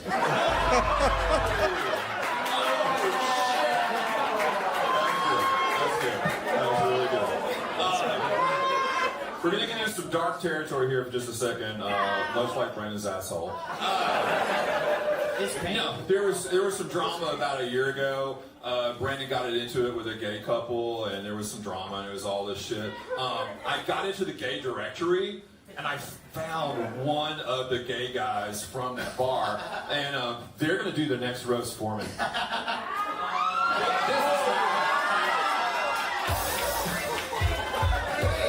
Brandon is gay and can't spell. Here now, what the fuck? Security! I don't remember you either, you guys. Okay, I had to Google you. No reserves found. And you know what? That's exactly what your ex told me about you. It's true, you guys. Brandon has a little wee-wee. It's so disappointing, because when he took me backstage last time, I'm the one that had to talk. I really am his type. And by type, I mean I'm uncut. It's a lot harder than it looks, right? James, is that, you really want to waste that? All right. I figured, why not? Yeah. Good to see you again.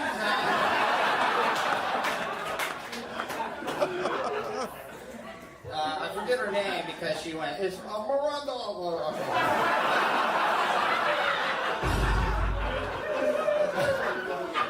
Well, that was fun for all of us. Yeah, good job. All right, but let's see. I love this track shoot. He looks like a pimp that whores out chihuahuas.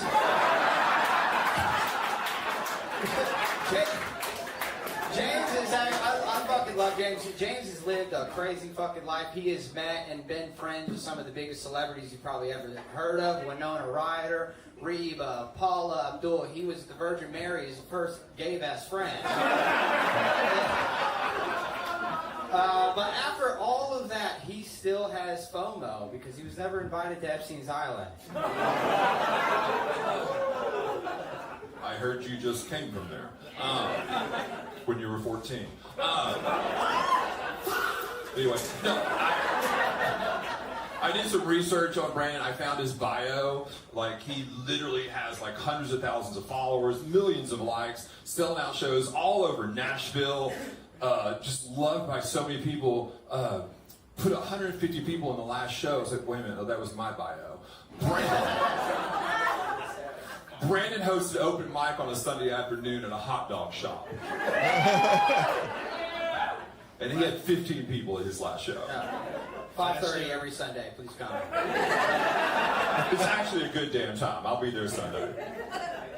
You feel that? All right, give it up for Elton Jaundice, everybody.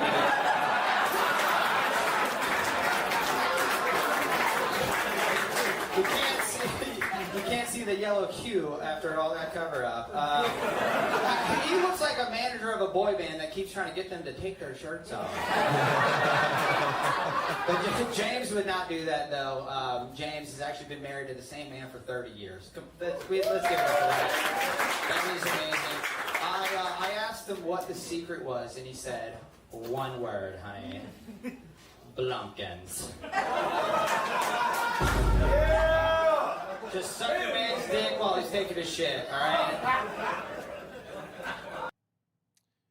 Yes, number 2, Brandon Gerald, James Holiday, legends out there as stand-ups in Nashville. Atlanta getting more points because Nashville was the number 1 draft pick, and we're seeing why. They had a number 2 battle earlier in the year. This is a number 2 battle now between Brandon and James. This is the birthplace of the Herm, man. You're from out in Nashville. Let's talk about your city, brother. What you think about these cats? This is it's not my birthplace, but I used to live up there. Yeah. You know, they cool. They all right. And shout You out know? Nashville. I mean, like they sell out almost every show. You can see how hot that crowd is. I mean, that was the entire gay population of Nashville. They all showed up at Zany's for this particular battle. James Holiday, who is a legend in his own right, just as a performer, and Brandon Gerald, very, very funny. Do you know these guys at all? I don't know the gay dude, but I know the other gay dude. Brandon. Yeah. Nah, I was played up.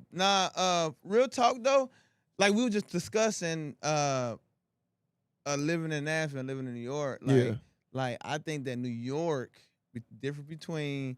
I ain't gonna say another hot take, but I think Nashville have very good writers. Okay. They have very good. I think that it makes you a stronger comic when you have less opportunities, and you think there's an opportunity, so you try harder. Okay.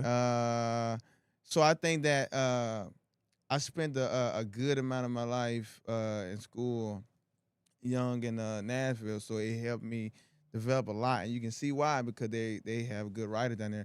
Brandon Gerald is a great writer, and now he's a good performer. I didn't know he out there doing it like that in Rose Battle. I have seen the Rose Battle before, but he was just starting, and he's still done a few of them. I don't know, but he's actually my expectations. You can see my expectations. It was good. It was great.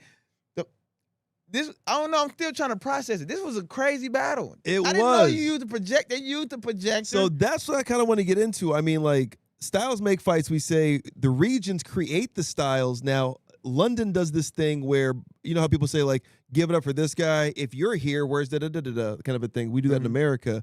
In London, there's a comic named, or a battler named Shalaka Corrupt, who created a style where, hey, this is such and such. He da-da-da-da-da, and then she'll go into a joke rather than like, hey, give it up for this guy kind of a thing. So we do that here in America where we do that thing, and I think there's another style. I'm noticing like Austin does the very buzzword heavy thing. They'll go for just, you're gay, you're this race, and whatever it is. Then some kind of homoeroticism. That's Austin. Nashville has done this now for the last 3 battles I've seen, and they'll call anybody out who does anything like these guys. But they bring plants into the audience, right? Like you saw the drag queen. They had a bunch of Eminem type people for like another guy, Zach Townsend, battled Lee Kimbrell, and there was a bunch of Zach hired a bunch of just bald dudes to come out and just look like him and just like stand next to him during the battle, almost like a la Eminem at the MTV Movie Awards. And for this battle, Forrest and this other girl, Katie. Katie had a whole multimedia project about she's fucking all of Forrest's friends, right? And they're dating. So it was very funny that. And in this one now, so Nashville has a style where they do multimedia roasts. Okay, let me say it like this though, all right? Being raised out there for years, I learned that they are very creative. I'm glad I spent a lot of my comedy career down there because it helps me be creative and be whatever the hell I am right now because they do this. So y'all can see why I'm just crazy because this battle was crazy. It was the projector. They had which the payoff with the plant in the audience. The plant in the audience. I'm gonna say the plant in the audience. That was. It wasn't worth that, but the screen, I thought that wasn't gonna be worth it, but it was worth it. The screen killed. Yeah. The multimedia projection killed. The PowerPoint roast killed. Then the planet audience, that again, when it's a risk. Yeah, it's a risk. I was about to say, yeah. So when you do a risk, it's always like it gotta be better than normal. Just like it's like a long joke or like a long storytelling joke. You better hope the payoff is big. Just like it's a long walk to get there. Corey Holcomb, he did the Shaq All-Star. And he had a woman in a wig, a dude in a wig run across the stage, and he was like, "Oh, that's Lamar Odom wife" or something like that. And it was a risk. It was a killer risk. I'm talking about it made him famous. Yeah. But it's one of those. But it was a good. I like things like that because I have took risks and it made me lose. Yeah. But those risks make you be stronger or make other battlers try to do it better. You know what I'm saying? It helped the community. As bad as the sound can be on some of these, and even maybe with Nashville, if you guys are hearing at home, that kind of stuff makes the room rattle. I mean, like you said, they're playing with the whole room, right? There's somebody in the audience. There's a projector happening, so like all your focus has to be everywhere because you don't know that's what made the roast battle so dangerous in the beginning because we had this thing called the All Negro Wave with Jamar Neighbors, Willie Hunter, and Jeremiah Watkins. Then you had the house hater in the corner. I mean, like, and then you had the DJ in the back. So like every corner of the venue's being played with, right? You got your judges over here in the corner. People have to look everywhere because you don't know where the action's happening. And stuff like that reminds me of just old school roast battle, man. Of just like, really, we're doing this? I mean, when that girl Katie roasted Forrest and like it was just 5 of his homies just being like, yeah, you suck, and I fucked your chick. It was just like, wait, what? And her then dad. this, and the dad said it too. That's Nashville. Crazy. I'm digging it. I like this style of like they are very slept on. I went to one of the roast battles live ahead of time. Who's the guy who Trey Pack, man. Trey's the man. Trey. Yeah, he didn't show me no love though, but it's all good. So he might now. I want Trey to might I want to be a part of it though, and I tried to be a part of it, but he didn't show no love. So now when I get a chance, I want to battle Trey because whoa, we have a call out on RBL Weekly. Trey Pack, are you listening? In the green room, I was like, I mean, well, you know, he ain't gotta show me love. He probably don't like what I do out here in these streets, or don't know. I like this. But yeah, we talked about it before I went down there about. Yeah, I remember this. Yeah. It was very shy. You had to been there. It was crazy. But as soon as Trey went and rolled, we can roll. But Nashville is very creative and very artsy, and they do strange things. They broke a Guinness World Record for the longest show, which was like 8-9 days. I was a part of Guinness World Record, just nonstop, just comedy show for 8 days straight, no stopping. You know, it was crazy. So they do artsy things. They was ranked high in the whole country. So they was at the comedy scene. So they have great writers. Brandon is a great writer. I always said this. No, I'm gonna tell you what's crazy. I almost forgot. Man, talk about having sex with the manager. Oh, we love inside information that's for a roast. Crazy. When he opened with that, I was like, James Holiday can do no wrong. That's why even like when he brought the plant up, I was like, whatever. But he opened with that's an uppercut and a right cross to the face of like, yo, that's crazy. That's a burn. If you know. You know, but not even. That was just that's crazy. First of all, it's like it's the only reason you get books because you're. That's a perfect roast joke. There's no literary references you're relying on, so everybody gets it. You're just like, yo, this guy sucks. Here's why, and that's how you do it. I don't really want to talk too much about it though because I know them. I know everybody, but like just know that it's a lot funnier and deeper than. But he like that's a hell of a joke. Yeah, that's a hell of a roast joke. We love inside information. He's like a failed Aaron Weber. It didn't work. Oh my God, Aaron Weber's so funny. That's so. He tried to do Aaron Weber. He said, I got the Aaron Weber blueprint, and he didn't work. That's so mean. This is too much fun, man. As you can see, the affiliate program works. Now, going into week 6. If you haven't used your affiliate yet, if you haven't used your WRBL team that you drafted, they get dropped to the waiver pool. Who isn't getting dropped? Nashville. They've been high on these rankings. Chicago, high on the rankings. If you drafted well, you can tell you get on the ranking. Nairobi was on the countdown. Shout out to Toronto for drafting that very, very, very African country, but they're not getting dropped. This is fun stuff, man. I mean, like LA, we picked up Portland, so Portland, if you guys got some fire battles, send them over, or you guys getting dropped next week, and I got to find a new city to hopefully lean on for the rest of the year. All right, let's get into the number 1 battle. That's why this guy is here. He's the talk of the Roast Battle League, the Roast Battle scene. Everybody's talking about him in all the discords. It's Herm versus Mike Bergeron. It's a wild card, so we got to split the points. Split the points with Nola.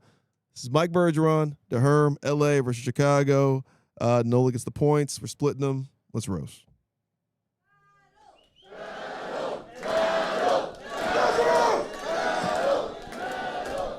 All right, everybody, give it up up for Herm one more time at the top, everybody!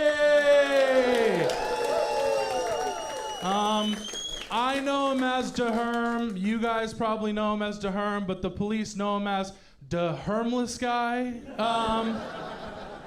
Herm's so poor he looks like he even had to buy his teeth used. Another homeless joke. Speaking of homeless, first and foremost, your master bedroom is the kitchen. Nightstand is the stove. This nigga ugly as hell. Matter of fact, his microwave don't even wave no more. They hug. Get up for HGBL TV. So fat ass out of here. That's very true to Herm. It's very true to Herm. You can tell that you go to the gym and I don't, but you don't even go there to lift. You just need access to a shower. This is true about Herm. He posts a lot of shitty AI videos online. For a second, I thought maybe he used Grok, but after looking at him, he definitely uses Chat EBT.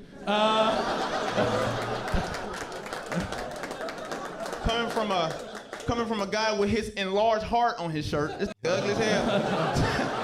He got merch. Oh man.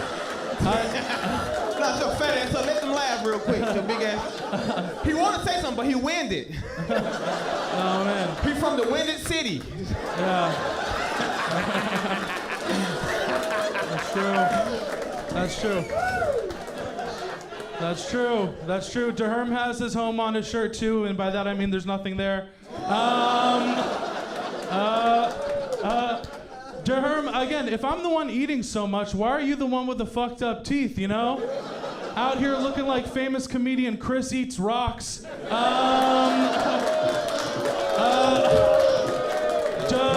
Herm's friends call him Prince.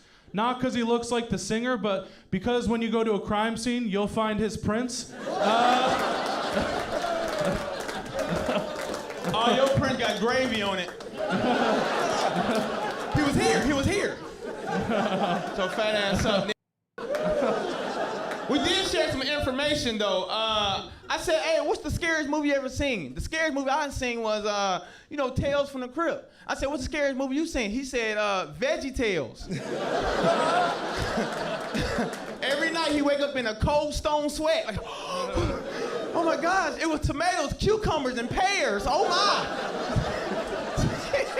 my.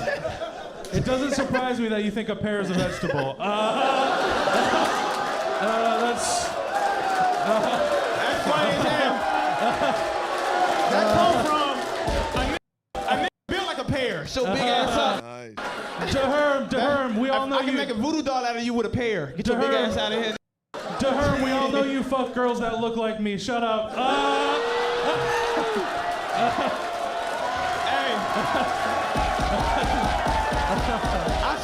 I so do, Tammy.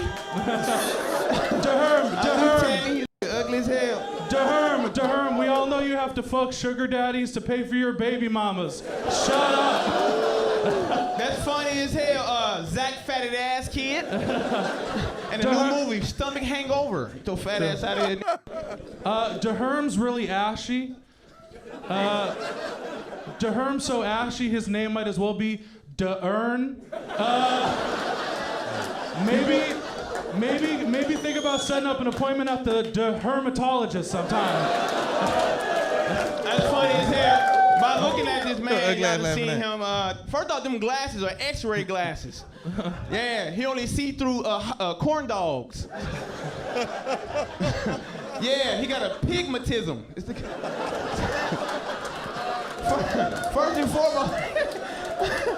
First and foremost, let me let you know a little bit about Mike real quick. He also plays the guitar. Yeah, he played the guitar. Give it up for him, yes. This nigga learned campfire songs for the free s'mores. I wish I your ugly ass up. Give it up for Papa John Mayer right here. This nigga ugly as hell. Oh, gravy, it's working against me. This nigga loves good guitar, but he hates scales. Yeah, I mean that's unless he plays the B fat. This ugly as hell. Matter of fact, this look like Jack Black if he hit School of Hard Rock Bottom. yeah, and his new hit song, and you make me want to gout, string your head, nigga. Gout, hey, gout. You got gout, you about to die. You guys ever have like a one-way conversation with a homeless person? Hell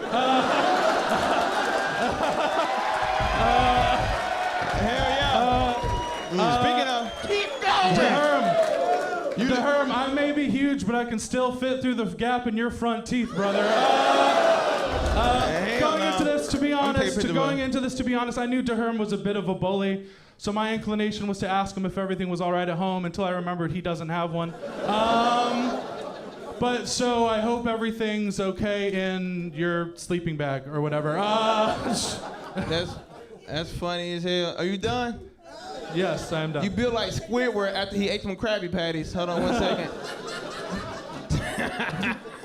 You is big as hell though. Don't cheer for this man. This man's a terrible person. Hell yeah, he got arrested because he tried to rape the green M&M. I want y'all to give it up for the bite stalker. The bite stalker, he big as hell. So check this out. Like he lost his virginity to a bagel. Yeah, she's a creamer. Hell yeah, give it up for 50 Shades of Home Gray. Keep it going for Herm and Mike Bergeron Jr. All right, one more joke. Whoa! Overtime. All right, who went first? You went first? You're up first on this one. It's a joke off. Let's roast! Hey, give it up for Mike one more time. Give it up for Mike, very funny roaster. Yes! Hell yeah, big dog, yes! Very funny roaster, terrible comedian. Every time he tells jokes, the audience don't laugh, but the floor is cracking up.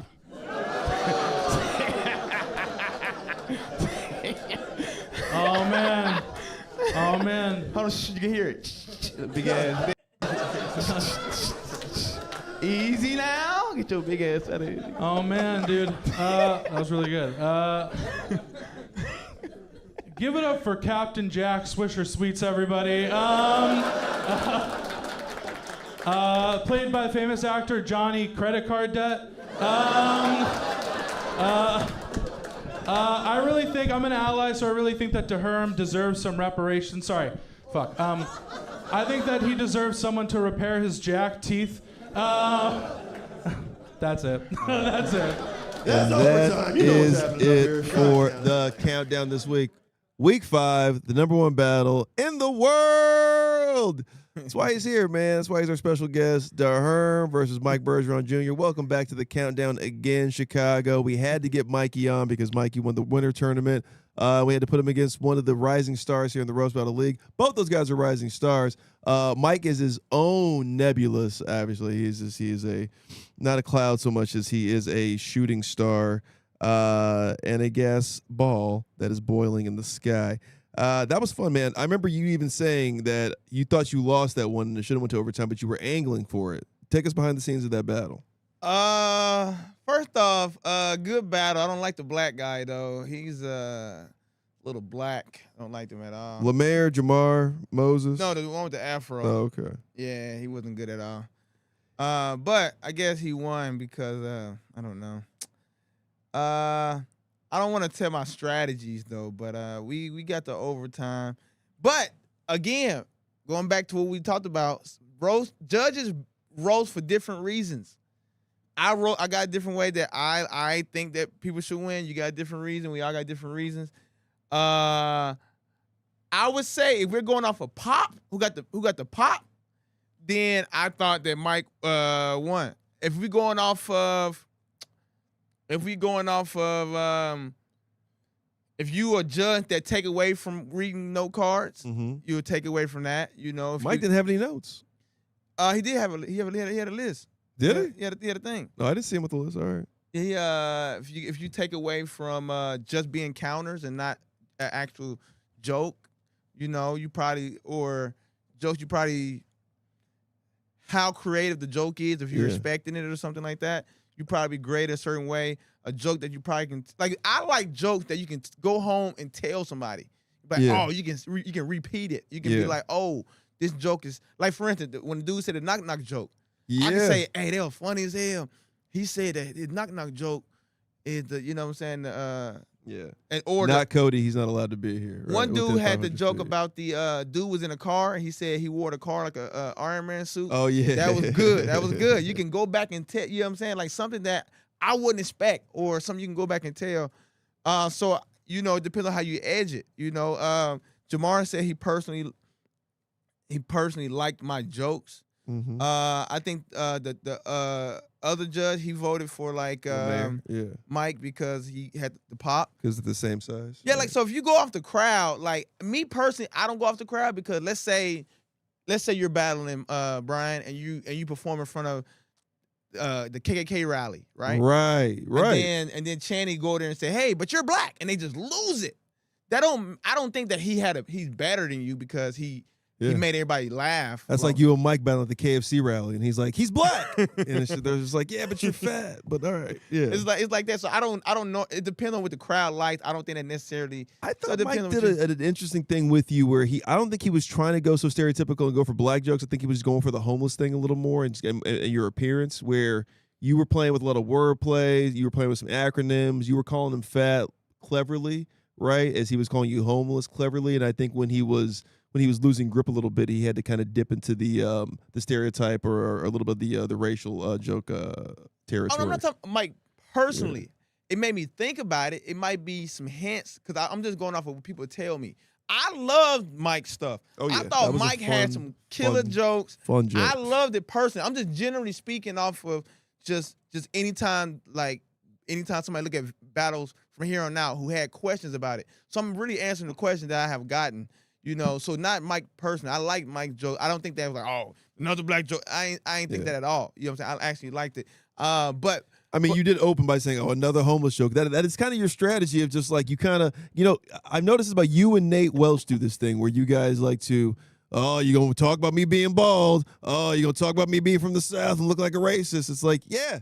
This is a roast battle. This is what I got to work with. You didn't give me anything else. And then you do the same thing about like, oh, go talk about me being homeless. Oh, go talk about me having an afro. It's like you're narrating what they're doing, but it does kind of take, and it's a magic trick because it takes the audience like, oh, he is doing that. He's calling it out. You know, we shouldn't give him a pop for that. Yeah. Yeah. So people, the audience think that this is real. Like we actually hate each other. Oh, let him go to Herm. Okay, yes, he did a homeless joke. They get mad, but they don't realize it's a fun strategy. You know what I'm saying? It's not. I'm not really upset about he did a homeless joke. You know what I'm saying? So, but it's funny you say that because I wasn't gonna call out none of my strategy because I know people be trying to document and people be writing thousands of jokes about me before I even roast them. I got like a week. They got like 10 years. But I want to say though, it's funny that Mike had that comeback about the pear, and that was funny as hell. But people don't realize that Veggie Tales is a TV show about fruits. The crazy part about it, he said the pear as if the other two wasn't fruits. A tomato and a cucumber is also fruits. So he was more wrong than he was right. So, I mean, I love a fact check after the fact. So, I mean, like, listen, I mean, if we're talking service level, you're an audience member, you're not thinking that a tomato is a fruit until you're like, oh, of course, unless you're like, you know, a gardener, right? But that's a very, very funny rebuttal off the cuff at that point because he knew he had got popped, but then coming back being like, you would think, I mean, like, that's such a great classic rebuttal where it's just like, there was no way he could lose on that one. It was good. I was like, what? But he didn't know that a tomato and a fruit. I mean, a cucumber with the pear. I'm like, you don't know that was a fruit. But VeggieTales those are some of the fruits. Unwritten, I guess, do's and don'ts about like roast battle. It's almost like don't ever fact check because if you fact check, you're gonna look like you're losing, right? Almost like you look like you're slipping a little bit. So you got to kind of hold the fact check for things like this, right? Forums like this, the roast battle forums like this. But I do want to shout out to the Austin. Man, the comedians there, the workers that work at the comedy clubs, and they all nice and kind. The audience members, a couple of audience members bought my flame gloves. It's a $20 flame glove, but people bought it for $100. Where can they get it at? For me, I hope I had I wish I had a website, but what's for your me, DM? Just tell them your Instagram. just comedian Herm, COMEDIAN, all one word, no underscores. A couple people bought it for $100. Matter of fact, I was trying to look for me some of these shoes on Facebook Marketplace in Austin, and another it's a lady named Crystal. She was like, "Oh, I recognize you from the roast battle. I'm gonna just give you these shoes. I'm gonna give you the other shoes." So Austin was always loved, even the people who came, and then also people who view it from. And this place was like hours away. This place was hours away at Waxon. What's it? Waxon Kent? Waxon Hen? Is it Waxon Hunter? It's a city I never heard in my life. Wax. Yeah, no. We have people come from all over the world to check out the roast battle. Honestly, this weekend we're back in Austin. We have a monthly now at Austin. So every end of the month, last Sunday of the month, we're doing the mothership, 5 p.m. Check out Herm. He'll be battling on the 26th out in New York. So we have a monthly there. Yeah. So we're in LA at the Comedy Store. We're in New York at the Comedy Cellar. Then we're at the Comedy Mothership in Austin, the most famous comedy venues in the world. That's where we have our roast battles, because that's where, we want you guys to come out to the best places to view the best battlers with the best jokes. Guys like Herm, thank you so much for being a part of it. Now, RBL.live is where you can catch all these battles. If you didn't see 8 through 10, go there. All the other battles you saw, because we had about 15 submissions this week. But let's get to the standings now. With 1 month down, going into month 2, week 1 of month 2, let's go to the Pacific. The Bay Area, no movement this week, but so far ahead. They're out so far ahead, it doesn't even matter. 28. Tokyo kind of gained some momentum this week with the Yuri and Alyssa battle. Our man Herm snagged us 5 points this week with the wildcard battle out in Austin. Phoenix is battling this weekend. Dave Herron versus Celia Contreras. They'll probably get some movement with that battle this weekend. Down there in the East, the heaviest division right now, New York, way ahead, our only 40-point city. Hartford and Cleveland, both in the 20s. Toronto and Cleveland battle next weekend at the Billy Awards. Static Selecta, The Alchemist, Frank Castillo are our judges for that one. That's going to be heavy, because Toronto's got some, for as much as they're lacking on some of the submissions and maybe some of the ranking they're getting, they probably have some of the best roasters in the world. So I'm excited to see what Cleveland's going to put up against Toronto, what Toronto's going to put up against Cleveland, and maybe there's a lot of movement in that East Division. Let's go over to London. Let's go over to Europe. Let's see, London and Barcelona were close. It was 27-24 last week. Now, with that three-pointer that they just got by getting the 8th spot, London's ahead 6 points. Scotland got a point in there. Shout out Scotland. Europe's tough, man. That's going to be an arms race. And then the South, welcome to it, the South. You finally got some double digits in there. You finally got some teens in the points. Atlanta basically relying on their number 1 draft pick, Nashville, to get all their points. Atlanta's in first. NOLA, Austin tied up at 14. Houston, you guys got screwed a little bit. You guys, Lafayette and Prague, they don't really have any shows right now. Yourself don't have any shows right now. But Houston, I feel like, is a sleeping giant. They've got 2 roasters coming up to New York to battle, Victor Tran and Michael Day, 2 Houston guys, 2 Houston legends in the roast battle. So I'm excited to see what Houston's going to do throughout the season. We're going into month 2, super cards, interleague shows. Let us know. RBL.live, punchup.live for tickets. That's Herm. Herm, let them know where they can find your stuff at, man. Yes, you can find me on all social platforms at comedian Herm. That's 2 words. That's COMEDIAN no underscore, no dot, just that. YouTube, just type in Herm, but I put it as 2 words, just to, you know what I'm saying, a little zinger or whatever. So that's Herm. What else? I got a roast video compilation of all my videos I put together on YouTube. So if you go on my page, I got like 2 videos up. A video from me from 15 years ago and another video of me roasting. Also, yeah, shout out to Austin's crowd, man. That when y'all bought my glove for $100, they helped me get a return flight. I came back 2 weeks later though, but it helped me get a return flight back to California though. So shout out to y'all. What else you can catch me? Yeah, you can just catch me around. I got a show, at the Comedy Store once a month. So look out for that. So add on Facebook, on Instagram, the Jump Off or Bacon the Busters. which is the Roast Pit page. Bacon and Buster presents the Roast Pit. Make sure y'all look out for. I do my own roast battle show to get people ready for the Roast Battle League. You know, to help them out. You know, so this is like the open mic of the Roast Battle League. Like a boxing trainer, like a Yeah. battle trainer. Get them ready for the league, you know? It'd be hype. It'd be hype every month. We had one on the 5th. Our next one is next month. Make sure y'all look that up. It's with Skylo and Marcel and Maddie Mays and me. We all get together. We do a little show. But shout out to the Roast Battle. You know what I'm saying? It's a world league. It's everywhere. You hats off to Brian. Shout out to Brian, man. Give me opportunities. You know what I'm saying? Shout out to Channing. Also, shout out to the sound man. He don't get enough love. That's the funniest dude in most of these battles. It's the guy who do the soundboard. Where, the Austin or Austin? Oh yeah, MC Lunchbox. Well, you know, some people I seen it my here boy. and there, but the dude's like he made the dude. I'm like, how you get them sound like? Yeah, no, MC Lunchbox is he's a monster, and he'll be there this Sunday. Go get your tickets, man. Those funny. Austin shows are crazy. The Cellar shows are crazy.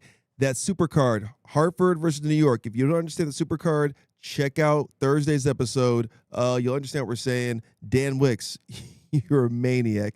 My boy Channing, off-screen Channing. Check out Haters. Channing. Drops every Monday now here on the channel. Thank you again, Channing. Thank you again to Herm. And keep roasting, man. We love you guys.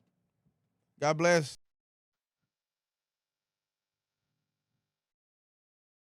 This. Go ahead.